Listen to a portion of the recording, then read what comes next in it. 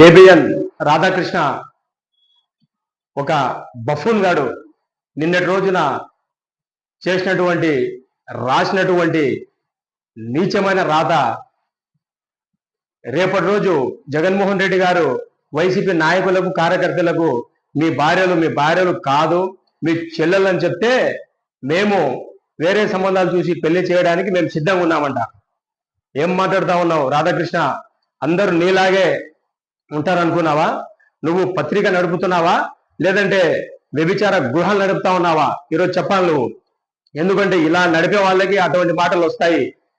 తస్మాత్ జాగ్రత్త. ఈరోజు మేము చెప్తా ఉన్నాం, ఇదే మాట రేపు చంద్రబాబు నాయుడు గారు నిన్ను నీ భార్యను కూడా నీ చెల్లిగా భావించి వేరే వాళ్ళకు సంబంధం చూసి పెళ్లి చేయమని చెప్తే నువ్వు చేస్తావా? అడుగు.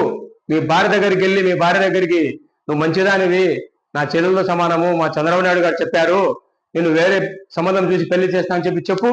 ఎలా ఉంటది? ఇలా చెప్పు తీసి ఈ చెంప ఆ చెంప పగిలేలా పటా అని చెప్పేసి కొట్టే పరిస్థితి ఉంటది. మేము కూడా చెప్తా ఉన్నాం, ఇంకోసారి మా వైసీపీ నాయకులకు కానీ కార్యకర్తలకు కానీ ఇటువంటి నీచమైన రాతలు నీచమైన భాషలో మాట్లాడితే రాస్తే మేము కూడా దగ్గరలో ఇలా చెప్పు తీసుకొని కొట్టి ఇరిగే విధంగా కొట్టే పరిస్థితి వస్తుందని చెప్పి చెప్తా ఉన్నా. తస్మాత్ జాగ్రత్త. నువ్వు ఇలాగే చెప్తే, ఇలాగే పిచ్చి రాతలు రాస్తా ఉంటే మేము వైఎస్ఆర్ కాంగ్రెస్ పార్టీ క్యాడర్ మొత్తం హ్యూమన్ రైట్స్ ను మేము కలిసి అదేవిధంగా మీ పత్రికా కార్యాలయాలపైన కానివ్వండి దాడులు చేసే పరిస్థితి వస్తుందని చెప్తా ఉన్నా. ప్రజలు కూడా ఇవన్నీ చూస్తా ఉన్నారు.